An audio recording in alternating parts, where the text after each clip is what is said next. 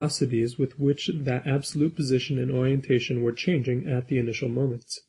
Unfortunately, the law thus enunciated does not agree with experiments, at least as they are ordinarily interpreted. Suppose a man were translated to a planet, the sky of which was constantly covered with a thick curtain of clouds, so that he could never see the other stars. On that planet he would live as if it were isolated in space.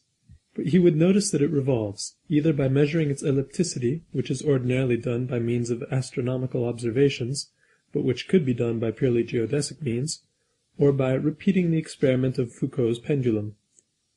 The absolute rotation of this planet might be clearly shown in this way. Now, here is a fact which shocks the philosopher, but which the physicist is compelled to accept. We know that from this fact Newton concluded the existence of absolute space. I myself cannot accept this way of looking at it. I shall explain why in Part 3, but for the moment it is not my intention to discuss this difficulty. I must therefore resign myself, in the enunciation of the law of relativity, to including velocities of every kind among the data which define the state of the bodies. However that may be, the difficulty is the same for both Euclid's geometry and for Lobachevsky's. I need not therefore trouble about it further, and I have only mentioned it incidentally. To sum up, whichever way we look at it, it is impossible to discover in geometric empiricism a rational meaning. 6. Experiments only teach us the relations of bodies to one another. They do not and cannot give us the relations of bodies in space, nor the mutual relations of the different parts of space. Yes, you reply, a single experiment is not enough, because it only gives us one equation with several unknowns. But when I have made enough experiments, I shall have enough equations to calculate all my unknowns. If I know the height of the mainmast, that is not sufficient to enable me to calculate the age of the captain. When you have measured every fragment of wood in a ship, you will have many equations, but you will be no nearer knowing the captain's age. All your measurements bearing on your fragments of wood can tell you only what concerns those fragments, and similarly, your experiments, however numerous they may be, referring only to the relations of bodies with one another, will tell you nothing about the mutual relations of the different parts of space. 7.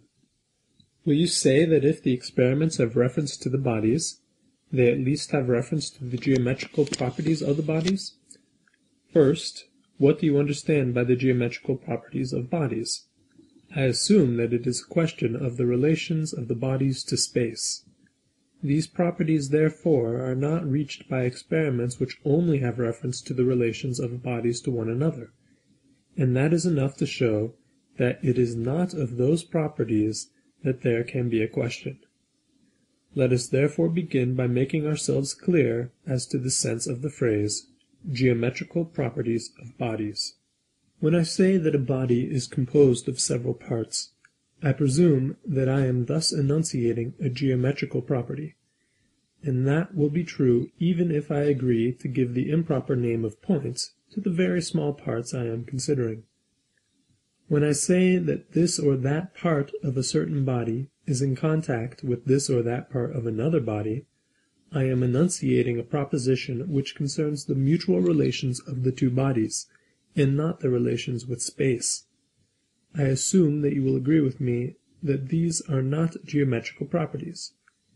I am sure that at least you will grant that these properties are independent of all knowledge of metrical geometry. Admitting this, I suppose that we have a solid body formed of 8 thin rods, OA, OB, OC, OD, OE, OF, OG, OH, connected at one of their extremities, O. And let us take a second solid body, for example, a piece of wood, on which are marked 3 little spots of ink, which I shall call alpha, beta, and gamma. I now suppose that we find that we can bring into contact beta with AGO, and by that I mean alpha with A, and at the same time beta with G, and gamma with O. Then we can successively bring into contact alpha, beta, gamma with BGO, CGO, DGO, EGO, FGO, then with AHO, BHO, CHO, DHO, EHO, FHO. And then alpha gamma successively with AB, BC, CD, DE, EF, FA. Now these are observations that can be made without having any idea beforehand as to the form or the metrical properties of space. They have no reference whatever to the, quote, geometrical properties of bodies, unquote. These observations will not be possible if the bodies on which we experiment move in a group having the same structure as the Lobachevskian group. I mean according to the same laws as solid bodies in Lobachevsky's geometry.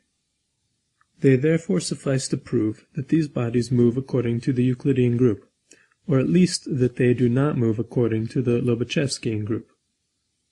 That they may be compatible with the Euclidean group is easily seen, for we might make them so if the body alpha beta gamma were an invariable solid of our ordinary geometry in the shape of a right-angled triangle, and if the points A, B, C, D, E, F, G, H were the vertices of a polyhedron formed of two regular hexagonal pyramids of our ordinary geometry, having A, B, C, D, E, F as their common base, and having the one G and the other H as their vertices.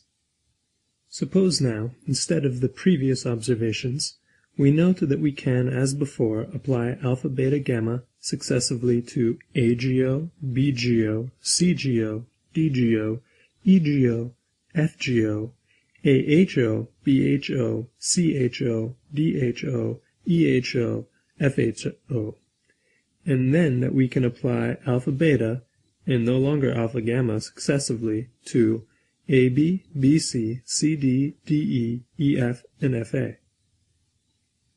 These are observations that could be made if non-Euclidean geometry were true. If the bodies alpha, beta, gamma, and O, A, B, C, D, E, F, G, H were invariable solids. If the former were a right-angled triangle, and the latter a double regular hexagonal pyramid of suitable dimensions. These new verifications are therefore impossible if the bodies move according to the Euclidean group, but they become possible if we suppose the bodies to move according to the Lobachevskian group. They would therefore suffice to show, if we carried them out, that the bodies in question do not move according to the Euclidean group. And so, without making any hypothesis on the form and the nature of space, on the relations of the bodies in space, and without attributing to bodies any geometrical property, I have made observations which have enabled me to show in one case that the bodies experimented upon move according to a group, the structure of which is Euclidean, and in the other case that they move in a group, the structure of which is Lobachevskian. It cannot be said that all the first observation would constitute an experiment proving that space is Euclidean, and the second an experiment proving that space is non-Euclidean. In fact, it might be imagined, note I use the word imagined, that there are bodies moving in such a manner as to render possible the second series of observations. And the proof is that the first mechanic who came our way could construct it if he would only take the trouble. But you must not conclude, however, that space is non-Euclidean. In the same way, just as ordinary solid bodies would continue to exist when the mechanic had constructed the strange bodies I have just mentioned, he would have to conclude that space is both Euclidean and non-Euclidean. Suppose, for instance, that we have a large sphere of radius r, and that its temperature decreases from the center to the surface of the sphere, according to the law of which I spoke when I was describing the non-Euclidean world. We might have bodies whose dilation is negligible, and which would behave as ordinary invariable solids, and, on the other hand, we might have very dilatable bodies, which would behave as non-Euclidean solids. We might have two double pyramids, O, A, B, C, D, E, F, G, H, and O', A', B', C', D', E', F', G', H', and two triangles, alpha, beta, gamma, and alpha prime, beta prime, gamma prime. The first double pyramid would be rectilinear, and the second curvilinear.